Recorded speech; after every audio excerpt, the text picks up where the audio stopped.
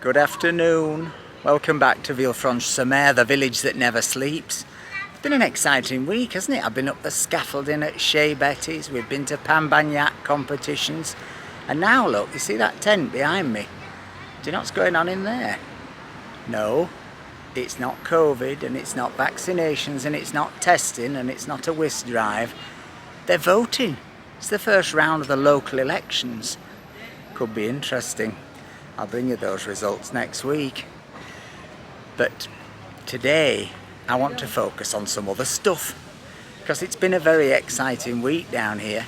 Lots of good news to report to you on the old C word, COVID and masks and curfews, all excellent news, and the infection rate.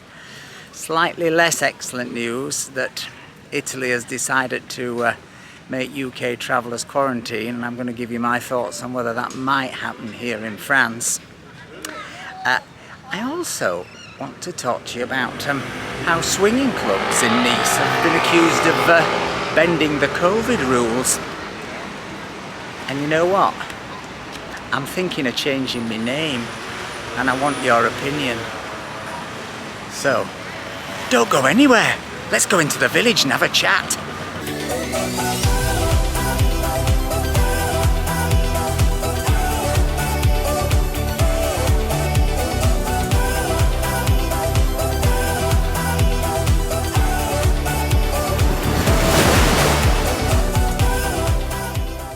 But first off, I've got some good news about tomorrow night, because tomorrow night here is the Fête de la Musique. Now, I think for months people have presumed the Fête de la Musique, which is this great open-air event in which musicians of any kind can sort of take to the streets and busk, and basically Nice and Villefranche and all this coastline turns into a giant sort of 12-hour party which celebrates the longest day of the year. But I think everybody presumed this year it wouldn't be happening because of our old friend the plague.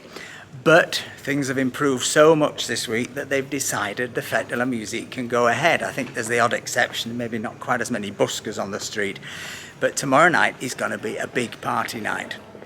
And what I've decided to do is do a live vlog, a live tour of Nice at 8 p.m. GMT, 9 p.m. French time tomorrow night on heygo.com. It's completely free. All you have to do is go onto this link here, register that you want to come, and that's it. It's free. You can give me a tip, obviously, you know, if you enjoy it and that. But it should be super fun. There's already sort of 150 people booked on it. There's a chat window. If you've never used heygo, it'll turn into quite an event, and because it's going to be completely live and in the middle of Nice when everybody's, you know, had a few, it could be well, it could be interesting.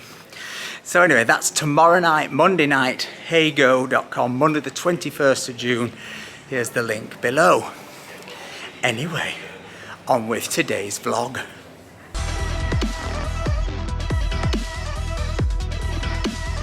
And first off, I want to talk to you about swinging, or libertine clubs as the French love to call them. There's quite a big scene down here for the old libertinas.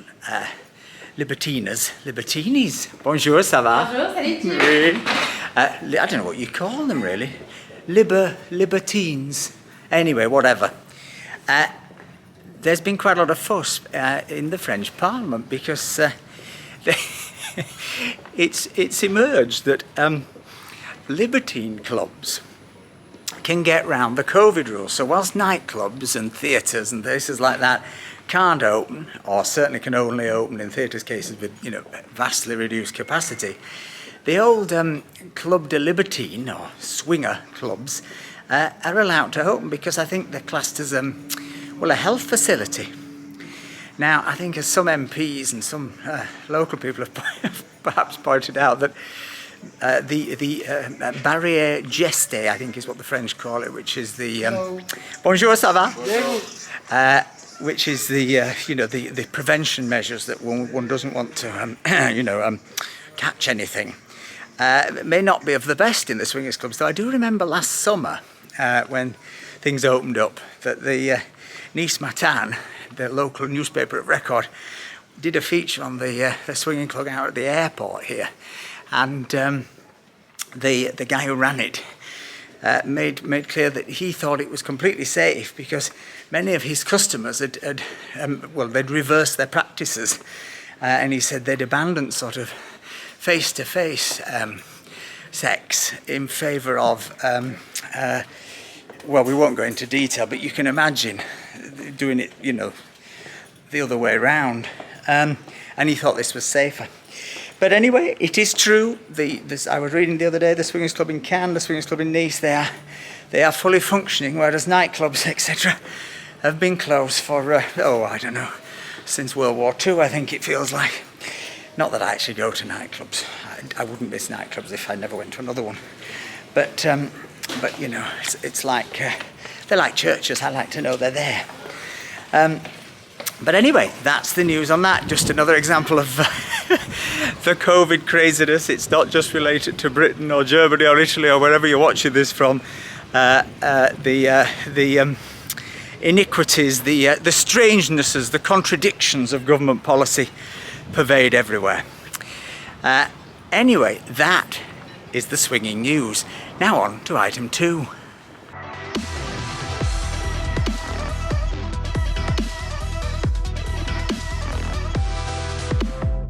So item 2 is something I need your advice for, because I'm thinking of changing the channel name. I know. But when I came up with this channel name, A Queer in Provence, it made me laugh, and it made a few of my friends laugh. But as I've gone on, I've begun to think that, it's one of those jokes that I often end up having to explain to people. And to be honest, if you end up explaining a joke, it's not really a joke, is it? I think it's in part because, the pun on Peter Mayle's Year in Provence is fun if you're British, and it's fun if you're a certain age, because you remember that book, but it was quite a long time ago. And it's a pun that really and truly does not work one bit with the French. So people say to me, what's the name of your channel? And I say, it's A Queer in Provence. And I see their face go, what? I don't understand. So I'm thinking of changing the name. I'm thinking of trying to change it sort of to my name, and then maybe put this sort of graphic on the top of the channel just so it says French Riviera Live. So it does what it says on the tin, as we say in Yorkshire, and they used to say on those Amorite adverts, didn't they? Does what it says on the tin. But I genuinely don't know. Maybe you all think it's a brilliant title and for the channel, and you love it, and you'll be really upset if I change it. Maybe you've got a better idea. I seriously would love any suggestions. I mean, I realise this is inviting endless Mickey-taking comments below this video. But, this is a channel that I'm making for you. So I want you to be happy. As Quentin Crisp said, I exist to please. So drop me a comment, let me know what you think about the channel name, whether we should change it, change the graphic at the top, etc. Now it's time for item 3, the bit you've been waiting for, the hot COVID news. So what is the situation here now? Well, as I say, things have improved enormously. The infection rate is in most of France well below 50 per 100,000. I think it's only in about 8 regions that the figure is slightly above 50 per 100,000. The number of deaths per day has plummeted. In fact, the situation has improved so much that I think the daily infection rate is about 2,000, 2,200, put in comparison to, say, the UK or something that's about 10,000, isn't it? So things have improved, and they improved so much that the Prime Minister popped up on the news this week, and he said, you know what, you can stop wearing your masks outside. So we did, and I can't tell you the relief, because it's been 28 degrees, extremely humid, and wearing a mask anywhere is not very pleasant. Sadly, still got to wear them inside shops, things like that. So that's still a pain in the arse, but we at least are free outside. So that's the first bit of great news. The second bit of great news is that they're ending the curfew early. It ends tonight.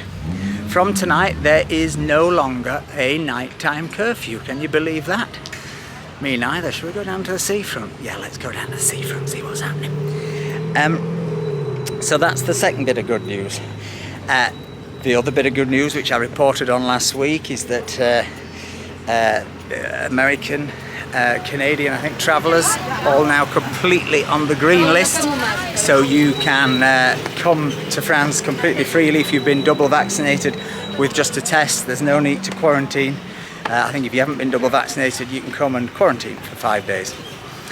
Sadly, Britain is still remaining on the dreaded amber list. Now, that means you can come, you can completely come, you can come with 2 vaccinations and a test, a negative test. And as I showed you on the video last week, if you look at last Sunday's vlog, if you're going back from here and you want to get a test before you go back to Britain, very, very easy. Local chemist will do it and it'll cost you a note. I know, nothing, eh? I know of 3 people who've been to that chemist since. This is the channel that gives you more, gives you extra. So all of that is really excellent news. The figures all in the right direction. One of the weird things though that I think is worth pointing out in all this is that there are still, I think, in the high thousands in hospital here, and ICU occupancy is still 33%. There are way, way, way less deaths. Things are way, way better than they were. But I think what has been interesting to observe, particularly as I, because I'm, you know, bisexual, I mean bilingual, I mean bi something or other, but you know, sort of Anglo-French-ish, is, you know, that the number of hospitalizations that France has been willing to tolerate during this last 6-month period has been way, way higher than what Britain has been able to tolerate.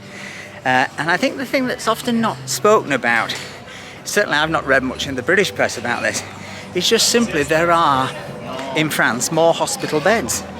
I think there are double the number of hospital beds per 100,000. I looked up that statistic today. So I think what it means is that France has been able to have more people in hospital without putting as much pressure on their NHS, without the danger that the French health system will be overrun. Do you know, my arm always aches on this corner. I'm just going to give it a shake out. So I think that's why the French have been able to be more relaxed about the numbers of people in hospital. But it's been one of the contradictions of the last 6 months, and one of the things that's kind of intrigued me, because different societies have put up with different levels of hospitalisation. And as we're constantly told in Britain, and we were told certainly in France, that the lockdowns, etc., were all about protecting the health service. It'll be interesting to see what the shakeout is here. Obviously, a lot of stuff I've read in the British press about NHS delays to operations, the backlog, etc. Presumably there will be some backlog here. I don't know. It'll be interesting, and I shall try and find out if it's the case, or whether that larger number of hospital beds enables them to carry on more normally. I think they certainly spend more per capita on their health service, so that again will be interesting to see whether it produces better results or the same results. I will tell you the truth. I know people say I just give it the nice French gloss, but I'm trying to tell you the truth. So that is the excellent news. It's pleasant to come here. You're not having to wear masks. You can, and you can come into the country, and you can certainly come into the country from America very freely. But the problem for UK travellers is the issue that I mentioned right at the top of this vlog, which is what has happened in Italy, just over the border here, sort of 30 kilometres away. The Italians very worried about the Delta variant, which first originated in India. I love saying that, like the BBC do, because you can't call it the Indian variant. The Delta variant, they're worried about it, quite understandably. And so they have imposed 5 days quarantine. Now, there is currently no quarantine between any of the 27 Schengen countries of the EU. So Italy is a sort of outlier at the minute in imposing that quarantine on Britain. But the question is, if the UK Delta figures continue to rise, what will the French do? Their head of I was going to say Santé Publique, but it's not Santé Publique, but I think it's called Delfraisi. About 10 days ago, it was one of their sort of Chris Whitty's sort of figures. He said that he was confident that the vaccines here could cope with the variants, that it didn't pose any great threat. But currently, there is only between 2 and 4%, they think, of Delta variant present in France. So 95, 94, 96% of the cases, say, are of the old Kent variant, which got hold here last year and caused havoc because everything was sort of calming down and then it just went whoosh. So there has to be a risk, and it is just that, only a risk. I've no information any more than you have, but it has to be a risk that the French, if they see the Delta variant figures, which now are I think 99% of all UK cases, if they see the UK figure continue to rise, there is a possibility that they switch the UK from amber to red. There is that possibility, in which case you simply won't be able to come unless it's for an absolutely essential reason. So I think the next 10 days will be very interesting in terms of the British infection rate, how high it goes, and crucially what effect that has on hospitalizations, etc, etc, etc.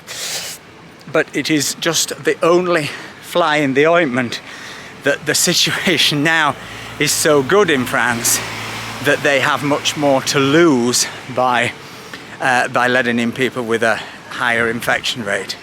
That said, I just want to say what I think about the UK travel policy, which I think is still a complete and utter shambles. I ranted about this last summer. Some people didn't like it, so I'm not going to rant again in quite such harsh terms, but it doesn't make sense. The amber, the red and the green thing is rubbish. You either say you can't go or you say you can go. The amber situation is effectively saying to people, because of the level of quarantine required when you return, that yes, fine, go to France if you like, go to Spain if you like, go to Portugal, but really you're going to have to quarantine for such a long time that it's going to make your life hell when you return, not to mention cost you a fortune. I've said all along in this, and I mean it, is that there is nothing inherently more dangerous about abroad than there is about, say, Manchester or Blackpool in Britain. You know, the high incidence rate of the Delta cases are all in the northwest. Massively high figures in the northwest. You know, so why don't you just simply say people cannot travel from the northwest to the rest of Britain, or people from the rest of Britain cannot travel into the northwest? And I think Nicola Sturgeon up in Scotland has done that. At least there is a sort of logic to that. But there is absolutely no logic to saying a country like France, where the infection rate now is, I think, 29 point something per 100,000, incredibly low, is more dangerous than going to Manchester. It's simply not true. Or going to somewhere in the northwest where the figures are high. That is the danger spot, and I believe that from the get-go on all this stuff, and I still do. And I think it's an absolute tragedy what it's doing to the UK travel industry, which is in effect then knocking onto the UK theatre industry, because of course they can't fully reopen, and without travel, particularly a lot of the theatre in the West End just will not happen, because so much of those audiences are tourists, are coming from abroad. So I do think that Britain needs to, as they used to say in Yorkshire, shit or get off the pot on this quarantine lark. You know, there's plenty of arguments to say that they were very late to lock down, that we should have locked down against flights from India a few months ago. There's plenty of arguments for that. I support that. But there is no logic at the minute I can see about saying to people, if you come back from France, you have to quarantine for 10 days, or you have to pay for a really expensive 2 test and release thing. Anyway, that's my little rant about it, but the news is good. The news is very good from here. It's providing the French don't decide to switch Britain from amber to red, it's all systems go for a lovely, lovely summer. You just need to get the UK government to stop that quarantine policy and stop it fast so people know what they're doing. Anyway, I hope you have a great week. Hope you'll join me tomorrow night, Fête de la Musique in Nice, live on Hey Go. See you then. I'm going for a swim. Bye.